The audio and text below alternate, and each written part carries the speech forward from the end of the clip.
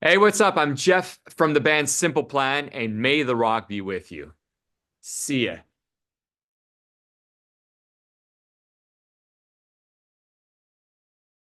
Good, Jeff. How are you, buddy? Good to see you again. Likewise, thanks for doing this. No worries at all. Welcome back to May the Rock Be With You, mate. It's been 12 years since we last chatted backstage at Warp Tour in Sydney.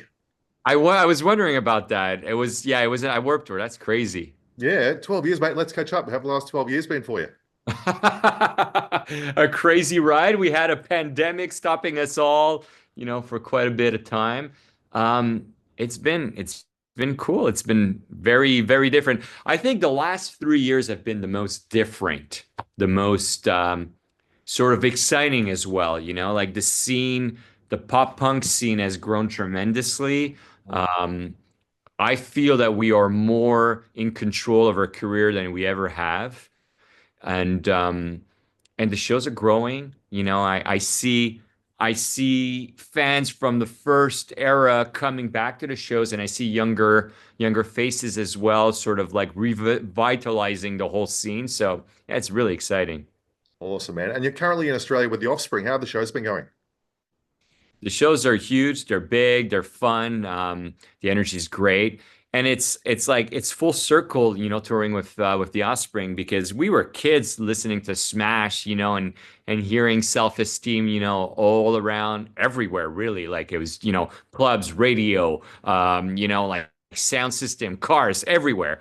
And now we're touring with them, which is kind of cool, like I call Noodles Mr. Noodles when I see him because it's sort of like it's sort Sir, of it that's kind so of good. feels that way. It's kind of crazy. I Um, love it. yeah, we had dinner with these guys not too long ago, and it was just like, well, like a couple days ago, and it was like, shit, pinch me moment, Yeah, kind of thing. So yeah. yeah, so basically, I think it's also very cool for the fans as well. It's like bringing two bands from that scene that have been around for a long time, and I could tell that the people are appreciating it. Like you see so many like Simple Plan t-shirts, happy faces, people singing along everywhere. So yeah, it's good. Excellent, man. And I want to talk about the anniversary of Still Not Getting Any because it hits 20 last year. Now, you're playing it for us in Sydney in full for, I believe, the first time ever. So if that's the It is. case, why here and why now? It's kind of funny. Things happen weirdly with Simple Plan, like our manager asked us, like, do you guys want to play like a sideshow in Sydney? And we were like, yeah, no, not really. Like, why do the same thing? Well, it's not, it wasn't about like being lazy. It was more about like, if it's not going to be special, why would you do it? Like, and then Sebastian, the other guitar player in the band, was like, let's play Still Not Getting Any and celebrate it. We're like, dude, we got to practice. Like, we don't know. Like, we don't know these songs. And Seb's like, yeah, let's do it. So he kind of vetoed it, and it worked out. So we've been, preparing the show for the last little bit and last few weeks, and it's gonna be fun. It's the first time ever. It Hmm. kind of just happened, got put together. It's sort of a weird set of circumstances, and yeah, it's pretty sick. What's it like having to go back and essentially probably relearn some of these songs you may not have listened to or played for God, who knows how long?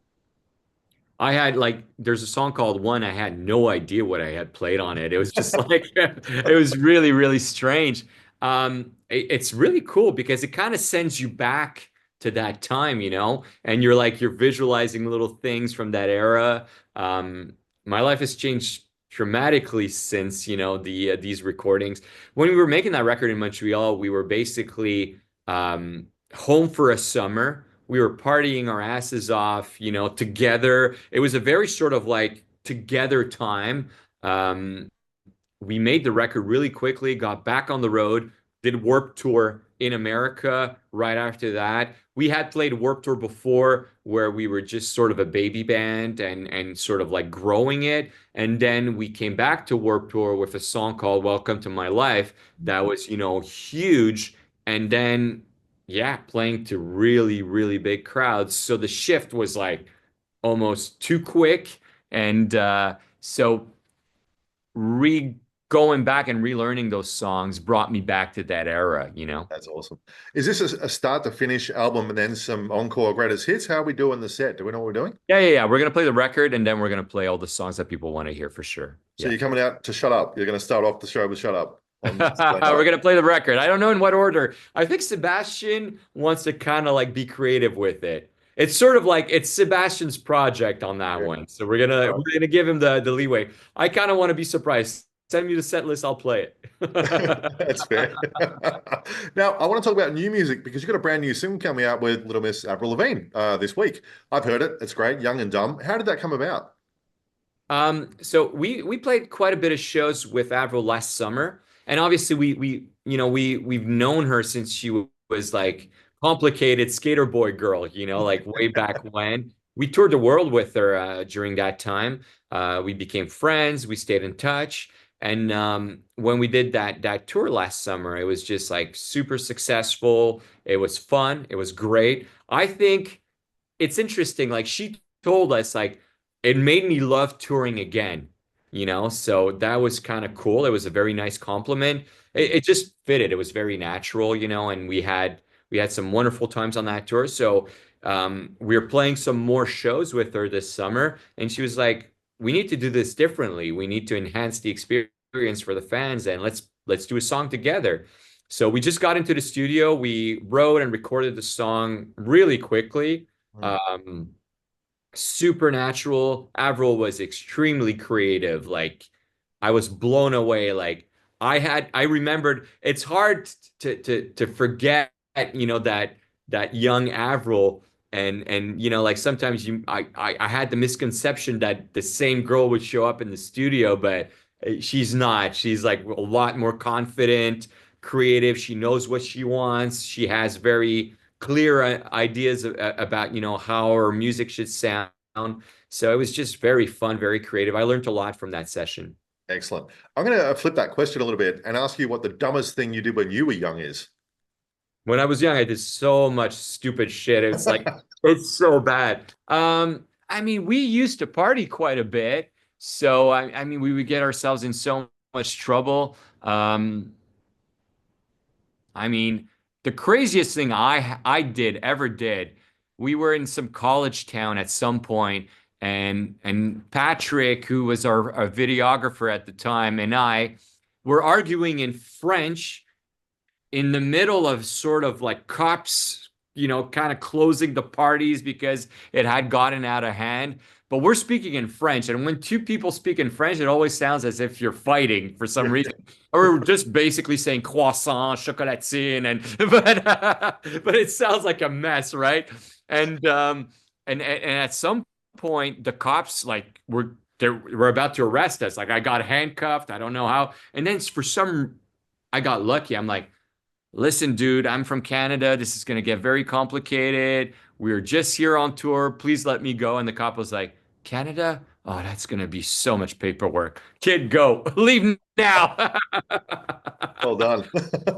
Yeah, So brilliant. yeah, so a lot of moments along that kind of thing happen over the years, but yeah, I mean, just I also remember like we played Japan and we went to a karaoke place and we were like kind of bored, like singing again. Like we just had played a show, like it just but we were told it was the only place open on a Tuesday, so we went. It was kind of boring. Then I went to the bathroom and I saw these people like singing in a room, and for some reason I just walked in and the guy's like, Simple Plan, what? And it was like a wedding. One of the guys got naked. We started singing Simple Plan songs that were trying to get us naked as well. We were like, nope, we're done, out. So yeah. Brilliant. Brilliant. I love that. Now, let's look back over your career because it can be very easy to say what can change over time. But what's the one thing that's always remained the same about Simple Plan? The friendship, Yeah. like ups and downs. But so we started out as high school buddies, like we went to the same high school in the same neighborhood. And we learned how to play instruments, playing together. We at first we didn't even know who would play drums, who would be the singer, who would be the guitar player because we were sort of learning it. Mm. And everybody got situated at some point. We played in various bands. Sometimes, I left. I had other bands. We were sort of like fighting the scene, and um, and I think that friendship is what held us together because, you know, the truth is people don't talk about that very much, but you over 25 years of being in a band, there are a lot of highs and lows, and when the lows come, they're pretty low, they're pretty shitty. Mm. Whether it's a personal thing, whether it's a career low point, it's never a very linear path, So when you have your friends there supporting you, reminding you who you are and why you're doing it, it's a lot easier to stick with it, So Yeah. I've had moments, when I got separated, and it sounds like a bummer, but the good side of it was I had Pierre and Chuck really help me through those moments. I stayed at Pierre's place for a year until he's like, dude, you're getting too comfortable now. Leave. And Brilliant. Chuck helped me out too. It was a very good, sort of like sounding board at the time. So yeah, I mean, and yeah, so I think those are important. That the friendship is the most important part of this band for sure. Yep, excellent. Now you mentioned 25 years as a band, and when you look at 25 years, we're also 25 years older. So what's it been like growing as a band and also having your fans grow with you? Um, yeah, I mean, I think that's the part that's really cool. So there are fans that are growing with you. So they tell you about all these experiences that they've gone through by going to Simple Plan shows, whether it's traveling, because I like to think about Simple Plan as the Grateful Dead of that scene. People fly from Brazil to Australia, Australia to America to come see Simple Plan shows, and they make it sort of like a social event. They meet friends, they meet like-minded people. So those stories are always great. And to me, talking to these people remind me of certain moments in our career, but at the same time, it also shows me how different it is now, um, it's a lot like the pace is a lot faster now, I feel. Obviously, we don't do, television, radio like we used to, but it's filled with social media content now. It's a lot of like traveling. The shows are bigger, so it requires more sort of like thought ahead of time, logistically. But at the same time, it all changes, but it's all the same, You're just Yeah. playing music, to fans who want to hear you out, So as much as it changes, it's sort of the same at the same time. But you have a different feeling because personally you have evolved, as a human being. But yeah, overall it's, pretty much all the same. Yeah, it is. You talk about social media, and the internet is a crazy thing. What was it like having the band almost have a resurgence when the I'm Just a Kid thing was happening for everybody, and you couldn't stay away from that song? It was everywhere. What was it like for you guys? Well, it was sort of a bummer because we were during the pandemic, like we basically we just couldn't play out anymore, So we were stuck at home. And it's funny how humans are, right? Like you're like, shit, you're taking all my liberties, away from me. And you become very upset, very sort of like grim about it. And really like for the first time in our lives, we were allowed to spend time with our families and be there for them. Um, but it was definitely sort of like kind of shitty. And then suddenly a friend of ours called us up and is like, you guys should pay attention to this I'm Just a Kid challenge. It's kind of blowing up. Mm, It was one of those, like, honestly, the biggest beautiful gift, that we've ever had. It's the equivalent of having a number one hit song for a song that you recorded 20 years ago, you know? right. It's so crazy, right? Like you just really you didn't do anything. Like it's a real fluke, it's a happy accident, it's a great gift. Um, so we just rolled with it.